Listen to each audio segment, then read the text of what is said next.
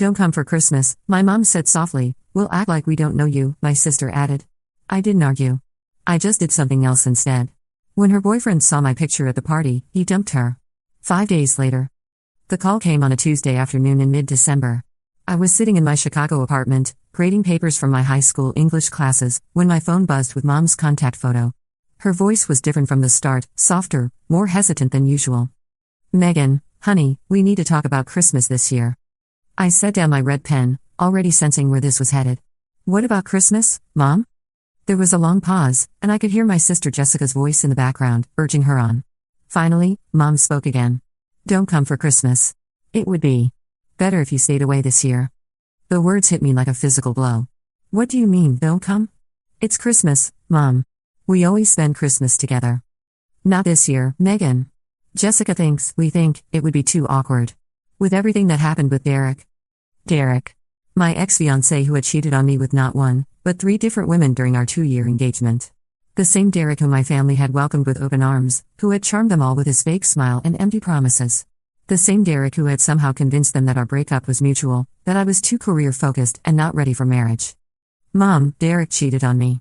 Multiple times. You know this. Well, that's your side of the story, honey. Derek says things were more complicated than that. Before I could respond, I heard Jessica grab the phone. My younger sister's voice came through the speaker, sharp and dismissive. Look, Megan, we'll act like we don't know you if you show up. Derek's been really good to this family, helping Dad with his business loans, taking care of Mom when she had her surgery. We're not going to make this weird for everyone just because you couldn't make your relationship work. The line went dead. I sat there in my empty apartment, staring at my phone in disbelief. My own family was choosing my cheating ex-fiancé over me. Jessica, who I had helped through college, who I had supported through her own breakup disasters, who I had been there for through thick and thin, was essentially disowning me for the holidays. But I didn't argue. I didn't call back screaming or crying.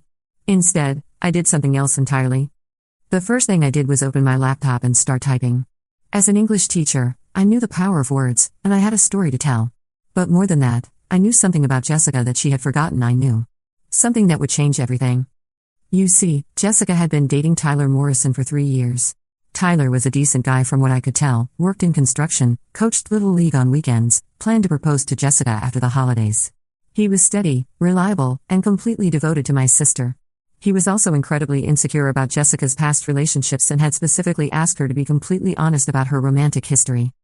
Jessica had lied to him. Repeatedly. She had told Tyler she'd only had 2 serious boyfriends before him. The truth was that she'd had 7, including a 3-month affair with a married man named Brad Hutchinson, her boss at the marketing firm where she'd worked 2 years ago. I knew about Brad because Jessica had confessed everything to me during a tearful phone call one night, begging me never to tell anyone because it would destroy Tyler if he found out. I had kept her secret. Until now. The party was Jessica's idea, ironically. She was throwing a big holiday gathering at Mom and Dad's house on December 23rd, basically a family Christmas without me. She'd invited all the extended family friends, and of course, Tyler would be there. She'd even invited Derek, making sure everyone knew he was still part of the family. What Jessica didn't know was that I had remained friends with several people who would be at that party. My cousin Amanda, who thought the whole situation was ridiculous. My childhood friend Rachel, whose parents were still close with mine. And most importantly, my Aunt Margaret, Dad's sister, who had never liked Jessica's attitude and thought I was getting a raw deal. I spent the next week carefully crafting my plan. It wasn't about revenge, exactly. It was about truth. About making sure the people who claimed to care about family values actually had to confront them. The photographs were the key.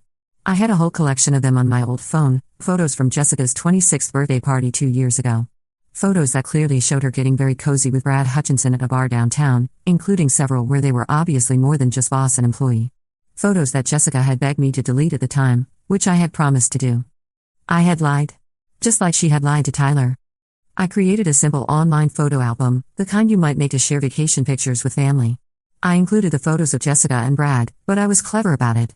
I mixed them in with innocent family photos from various gatherings, birthday parties, graduations. To a casual observer, it might look like just another family photo collection. But to someone who knew what to look for, the truth would be obvious.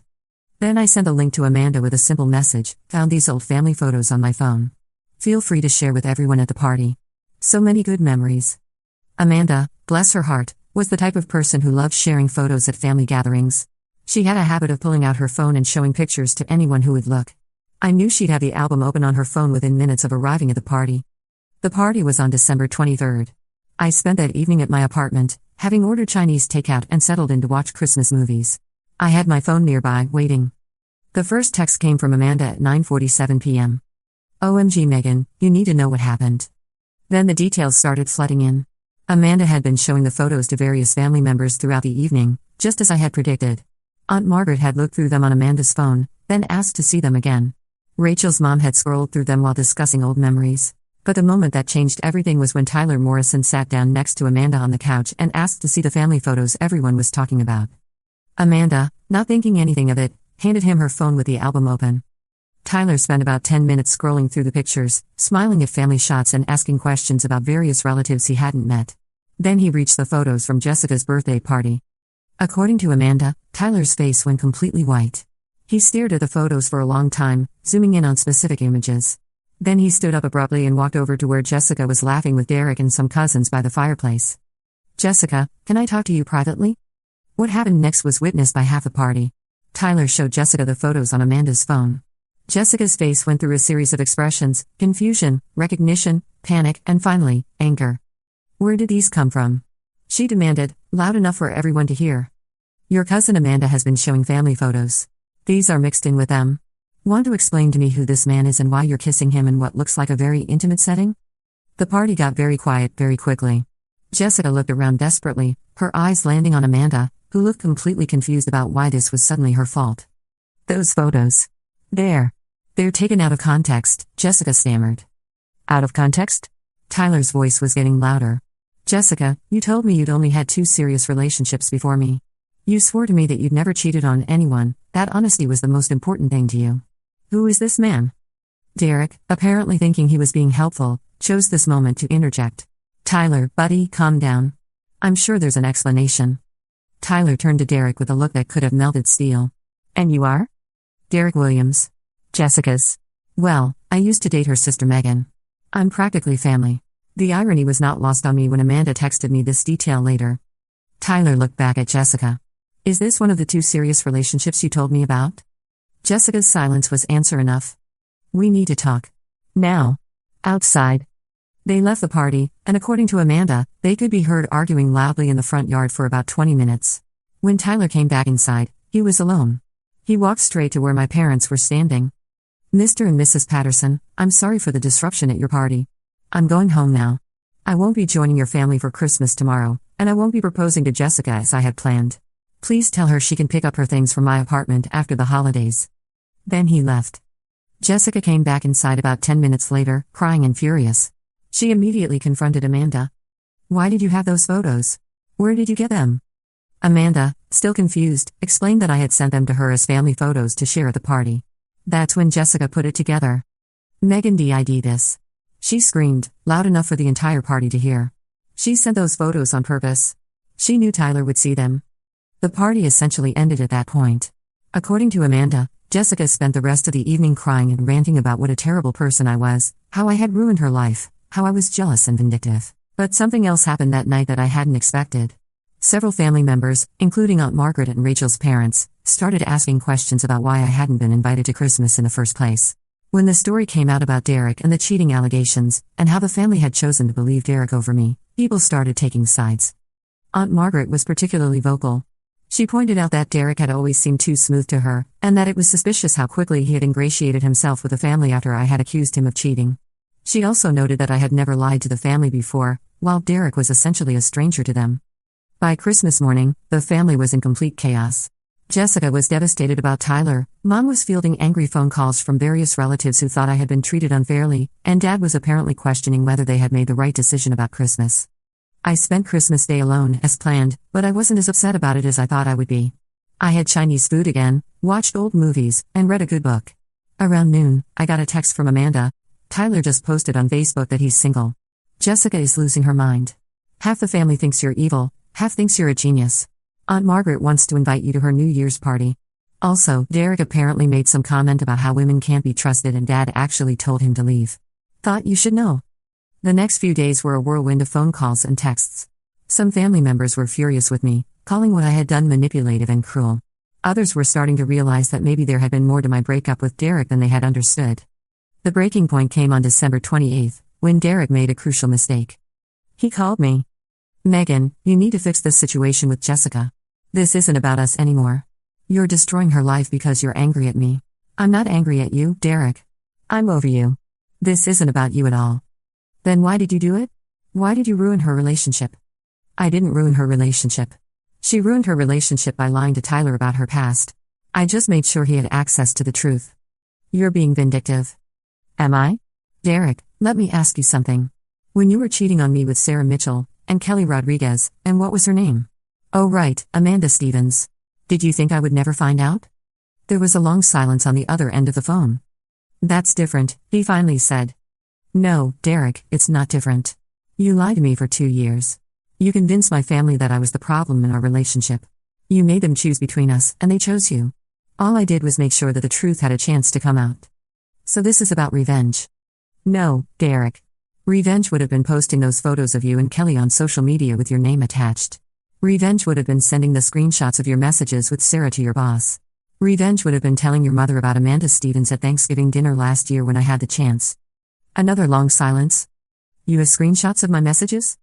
I smiled, even though he couldn't see me. "Derek, I'm a high school teacher. I know how to document evidence of inappropriate behavior.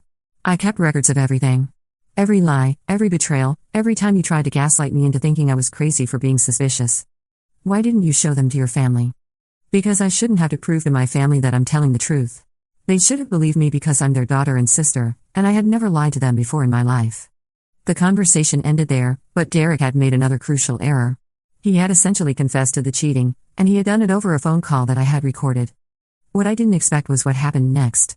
Over the following days, as word of Derek's confession spread through the family, other people started coming forward with their own observations and suspicions about him.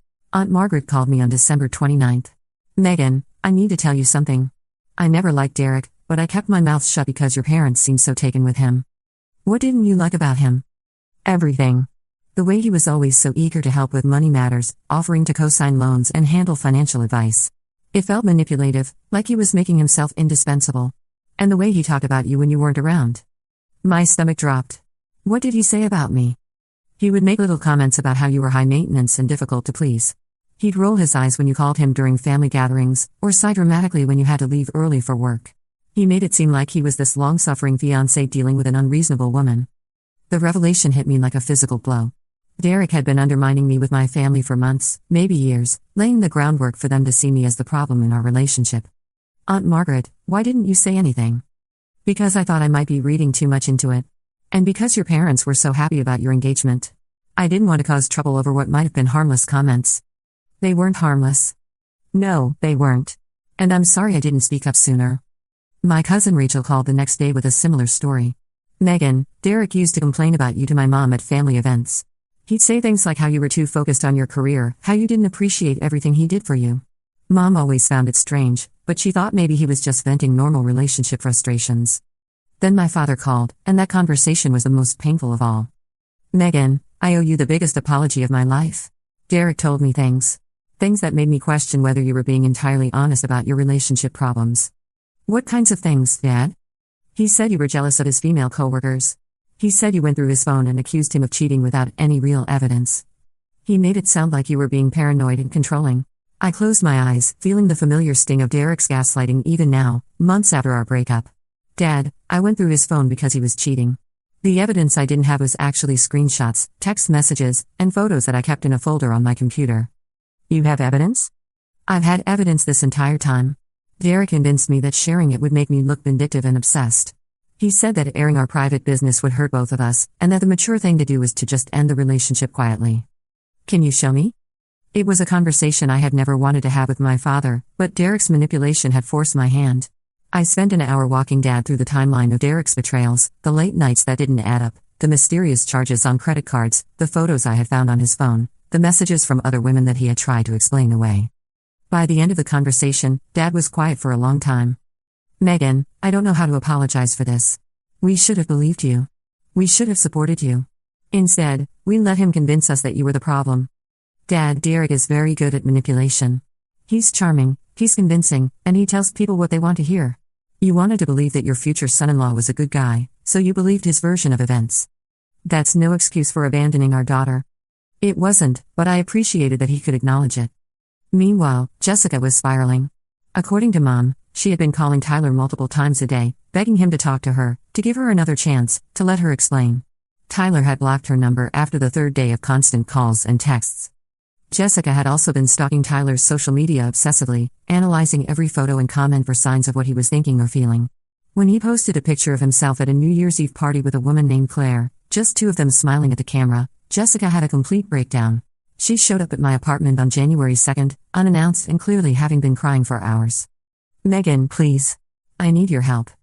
I almost didn't let her in. After everything that had happened, after the way she had treated me, part of me wanted to slam the door in her face. But she was still my sister, and she looked genuinely desperate. "What do you want, Jessica?" "I want Tyler back. I know you're angry with me, and I know I screwed up, but I need your help getting him back." I stared at her in disbelief. "Jessica, you want me to help you get back together with the man you were lying to? The man you broke up with because I exposed your lies? You don't understand. I love him. I was going to tell him about Brad eventually. I just needed more time." "How much more time?" "Tyler was planning to propose to you. Were you going to tell him before or after the wedding?" "I don't know. Maybe after we were married and more secure in our relationship. Maybe when we were older and it wouldn't matter as much." "Jessica, do you hear yourself? You were planning to marry Tyler while keeping major secrets about your past. That's not love, that's fraud." She started crying harder. "I made a mistake. People make mistakes. You've never made mistakes in relationships. I've made plenty of mistakes. But I've never built a relationship on lies. I've never deliberately deceived someone about fundamental aspects of my history." "So you're not going to help me?" "Help you do what? Lie to Tyler more effectively? Convince him to take back someone who betrayed his trust? Help me show him that I've changed. That I've learned from this." I looked at my sister, really looked at her. Her hair was unwashed, her clothes were wrinkled, and her eyes were red and swollen from crying. She looked like someone who had lost something important, but I wasn't sure she understood what she had actually lost. "Jessica, what have you learned?" "That I shouldn't have lied to Tyler." "About what specifically?" "About Brad. About my past relationships." "And why shouldn't you have lied about those things?" She looked confused by the question. Because Tyler found out and it hurt him?" "That's not why you shouldn't have lied, Jessica. You shouldn't have lied because Tyler deserved to know the truth about the person he was planning to marry. You shouldn't have lied because honest relationships require both people to be honest. You shouldn't have lied because lying to someone you claim to love is a fundamental betrayal of trust." "I was trying to protect him." "No, you were trying to protect yourself. You were afraid that if Tyler knew the truth about your past, he might not want to be with you. So you decided to take that choice away from him by lying." Jessica was quiet for a long moment. "What was I supposed to do? Tell him about every mistake I've ever made?" "You were supposed to be honest about the things that matter to him. Tyler specifically asked you to be truthful about your romantic history because it was important to him. And you chose to lie." "I didn't think it mattered." "But it mattered to Tyler. And in a relationship, if something matters to your partner, it should matter to you too." She wiped her eyes with the back of her hand. "I know I messed up. But don't I deserve a second chance? Jessica, that's not up to me. It's up to Tyler. And based on his social media activity, it looks like he's moved on. With that Claire woman. With someone who presumably didn't lie to him about fundamental aspects of her past." The words were harsh, but they were true. Jessica had created this situation through her own choices, and now she was experiencing the natural consequences of those choices. "I lost him because of you," she said quietly.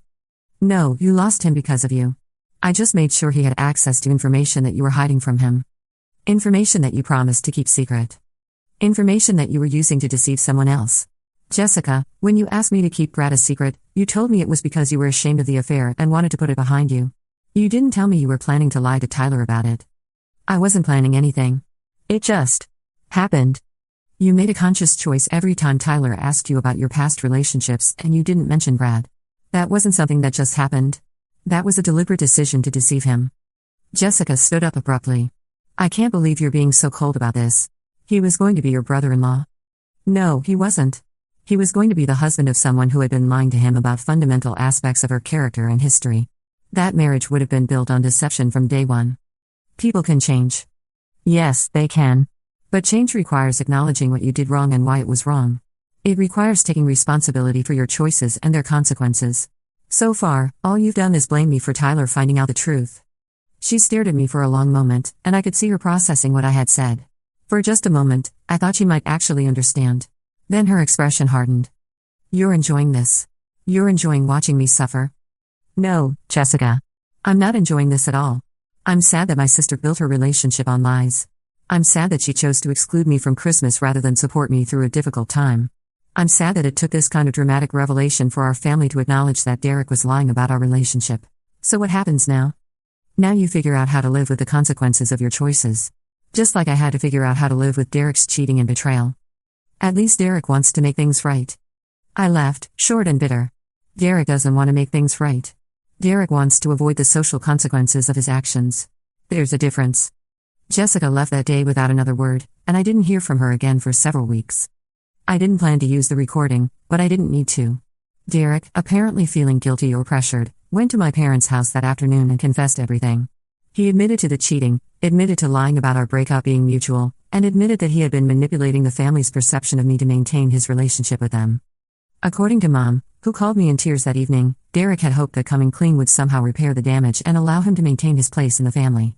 Instead, Dad had been so angry that he had physically escorted Derek from the house and told him never to come back. Megan, honey, I am so sorry, Mom sobbed into the phone. We believed him over you. Our own daughter. I don't know how to make this right. I don't know either, Mom. Will you come to New Year's dinner? Please. We need to talk about this as a family. I thought about it for a long time. Is Jessica going to be there? Yes, but, then no. Jessica made it clear that she would act like she doesn't know me if I showed up somewhere she didn't want me. I'm going to extend her the same courtesy. Megan, please. She's heartbroken about Tyler. She's learned her lesson. Mom, Jessica didn't learn a lesson. Jessica got caught. There's a difference. But the story wasn't over yet. On New Year's Eve, I was at Aunt Margaret's party, as she had indeed invited me. It was a small gathering, mostly her friends and a few family members who had sided with me during the Christmas drama. I was actually having a good time, feeling supported and validated for the first time in months. Around 10 p.m., Jessica showed up. She looked terrible. She had clearly been crying, her makeup was smudged, and she looked like she hadn't slept in days. Aunt Margaret tried to intercept her at the door, but Jessica pushed past her and made a beeline for me. Megan, we need to talk. No, we don't. Yes, we do. You ruined my life? Tyler won't even talk to me. He's been posting pictures with other women on social media. He's moved on completely, and it's all your fault. The party got quiet, with everyone watching this confrontation unfold. Jessica, Tyler broke up with you because you lied to him about your past relationships. That has nothing to do with me. You deliberately sent those photos knowing he would see them. Yes, I did. The admission surprised her. She had expected me to deny it or make excuses. You admit it? Of course I admit it. You told me that you and the family would act like you don't know me. You chose Derek, a cheating liar, over me. You decided that family loyalty was conditional based on who you liked better at the moment. So I decided to show you what conditional family loyalty actually looks like. By destroying my relationship? Jessica, I didn't destroy your relationship. Your lies destroyed your relationship. I just made sure Tyler had access to the same information that you had been hiding from him. If your relationship was built on honesty and trust, those photos wouldn't have mattered. You're my sister. You're supposed to protect me. The room was dead silent now. Everyone was staring at us. You're right, Jessica. I am your sister. And sisters are supposed to support each other, believe each other, and stand by each other when times get tough. But you decided that Derek was more important than I was. You decided that maintaining a relationship with a man who cheated on me repeatedly was more valuable than having a relationship with me. I stood up, facing her directly. So here's what's going to happen. You're going to leave this party, because you weren't invited and you're not welcome here. You're going to go home and think long and hard about what family loyalty actually means. And if you ever want to have a relationship with me again, you're going to start by admitting that you were wrong about Derek, you were wrong about Christmas, and you were wrong about me. And if I don't? Then you can continue acting like you don't know me. Just like you promised. Jessica stared at me for a long moment, tears streaming down her face. Then she turned and left without another word. The party continued, but the energy had shifted. Aunt Margaret came over and hugged me tightly. That girl needed to hear that, she said quietly. I'm proud of you for standing up for yourself. Over the next few weeks, the family dynamics continued to shift. Mom and Dad both called me repeatedly, trying to apologize and rebuild our relationship. Some relatives reached out to express support. Others remained silent, apparently still processing everything that had happened. Derek disappeared completely from our social circles, which was probably for the best. Tyler, according to mutual friends, was indeed dating someone new and seemed much happier. He had apparently told people that finding out about Jessica's dishonesty had been painful but ultimately a blessing, as it had shown him her true character before he proposed. And Jessica?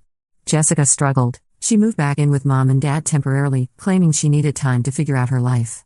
She lost her job due to poor performance, apparently stemming from the emotional turmoil of losing Tyler. She posted dramatic social media messages about betrayal and family loyalty, but most people seemed to see through the manipulation. 3 months later, in March, Jessica finally called me. "Megan, I want to talk. Really talk. Not fight, not blame, just talk." "Okay. I've been thinking about what you said at Aunt Margaret's party. About family loyalty and what it really means. And I think you were right. It wasn't a full apology, but it was a start. I'm listening." "Derek came to see me last week. He wanted to rekindle things. He said that you were the problem all along, that you were jealous and vindictive, and that if we got back together, it would prove to everyone that you were lying about him." "What did you tell him?" "I told him to get lost. And then I started thinking about everything that happened, and I realized that you never asked me to choose between you and Derek. You never demanded that the family pick sides. Derek did. Derek was the one who convinced us that we had to cut you out in order to keep him." "Yes, he did. And I went along with it because Tyler had been talking about proposing, and I was scared that if you were around for Christmas, you might say something about Brad or my other relationships. I thought it would be easier to just exclude you than risk Tyler finding out the truth. The admission hung in the air between us. So you chose Derek because you thought it would protect your lies to Tyler." "Yes. And I'm sorry. I'm really, truly sorry. It wasn't everything I wanted to hear, but it was honest. More honest than Jessica had been with me in years." "What do you want from me, Jessica?" "I want my sister back. I want to start over and try to be the kind of sister who deserves your loyalty. I want to earn back your trust." "That's going to take time. I know." We talked for 2 more hours that night. It wasn't a magical reconciliation where everything was instantly forgiven and forgotten. But it was a real conversation, probably the most honest one we had had in years. The family slowly began to heal. Christmas the following year was different, smaller, more cautious, but genuine in a way it hadn't been in a long time. Derek was a memory, Tyler had married his new girlfriend, and Jessica was working on rebuilding her life with a new commitment to honesty. Looking back, I don't regret what I did. Some people might call it manipulative or vindictive, but I call it justice. Derek had spent 2 years lying to me and then convinced my family to abandon me based on his lies. Jessica had chosen protecting her own secrets over supporting her sister. They had both made choices based on selfishness and deception. I simply made sure that the truth had a chance to surface. Sometimes, when family fails you, you have to be your own advocate. Sometimes, when people choose lies over loyalty, you have to show them the consequences of that choice. And sometimes, the best revenge isn't revenge at all, it's simply making sure that everyone has to face the truth they've been avoiding. I learned that family loyalty isn't unconditional. It's earned through honesty, trust, and genuine care for each other. Derek never earned it, but he convinced my family to give it to him anyway. Jessica had earned it from me over years of sisterhood, but she threw it away for a man and a lie. In the end, the truth was the most powerful weapon I had. I didn't have to destroy anyone or ruin any lives. I just had to make sure that the people making decisions about relationships and loyalty had access to accurate information. And that, I believe, is something everyone deserves. The rest, as they say, was up to them. But there was one more chapter to this story that I hadn't anticipated. 3 months after our conversation at my apartment, Jessica started therapy. I only found out because Mom mentioned it during one of our slowly healing phone calls. Apparently, losing Tyler had forced Jessica to confront some uncomfortable truths about herself and her patterns in relationships. "She's been going twice a week," Mom said carefully. "She told me that her therapist is helping her understand why she lies when she's scared of losing someone." It was progress, I supposed. Real progress required acknowledgement, and Jessica was finally beginning to acknowledge her role in her own downfall. In April, Jessica sent me a letter. An actual handwritten letter, not a text or email. Inside, she had written 3 pages detailing every lie she could remember telling Tyler, every half-truth she had shared with previous boyfriends, every time she had chosen deception over honesty because the truth felt too risky. At the end of the letter, she wrote, "I understand now why Tyler couldn't trust me anymore. I understand why you felt like you had to protect him from my lies. I'm not asking for forgiveness yet, because I don't think I deserve it. I'm just asking you to know that I finally understand what I did wrong." It wasn't a complete apology, but it was honest self-reflection, which was more than I had ever gotten from Derek. Tyler, meanwhile, married Claire in a small ceremony that fall. I heard about it through mutual friends. They said he looked genuinely happy, more relaxed than anyone had seen him during his relationship with Jessica. Claire, according to those same friends, was refreshingly straightforward and had shared her complete romantic history with Tyler early in their relationship. Sometimes I wondered if I had done the right thing. Sometimes I felt guilty about the pain I had caused, even though that pain was ultimately caused by Jessica's own choices. But then I would remember Tyler's face in Amanda's description, the confusion, the hurt, the betrayal he felt when he realized how extensively Jessica had lied to him. He deserved to make an informed decision about his future, and Jessica's lies had denied him that right. As for Derek, he disappeared from our lives entirely after that December confrontation. I heard through the grapevine that he had moved to another city, started over somewhere fresh where his reputation hadn't preceded him. I felt no satisfaction in his departure, but I felt relief that he could no longer manipulate my family. The lesson I learned from all of this was that sometimes love requires tough choices. Sometimes protecting someone means exposing uncomfortable truths. And sometimes the most loving thing you can do for someone is refuse to enable their destructive patterns, especially when, they're family.